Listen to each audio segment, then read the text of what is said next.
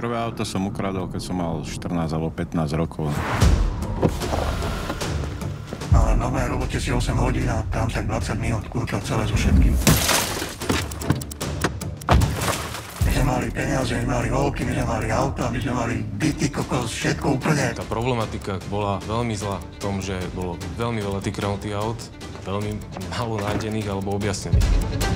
Keď si zlodej, musí mať svoju česť. Keď ju nemáš, tak si kokot, ne? Tie autá vedeli vyslovene rozobrať za 52 minút. Auto sa nenašlo. Za našich čias to bolo iné. Že teraz je tu nejaký gang, nejakí mladí chlapci. Títo chlapci sú iní, je ich viac a majú to naštudované. Opakujem, centrála 1000 pre všetky piatky. Do pozornosti dávam odsudené vozidlo. Rok robili na tej skupine, rok ich sledovali, rok sa pozerali na to vlastne, čo robia.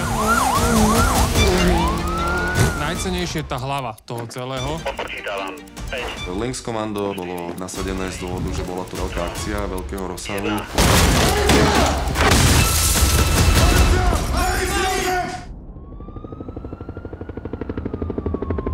A dopadlo to až tou veľkou raziou. Megarazia na západnom Slovensku, kradli autá, ktoré neskoro rozpílili, rozobrali a kšeftovali so súčiastkami. Sudca jazdil na aute, ktoré som ukradol ja.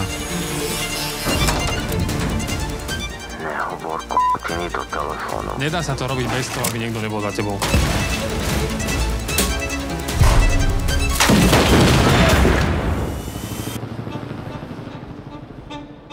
Je úplne jedno, aké máš v živote postavenie, či si advokát, doktor, ITčkár, kuchár. Ak raz zaparkuješ svoje auto na ulici a niekto ho naozaj potrebuje a vie to, tak si ho vezme.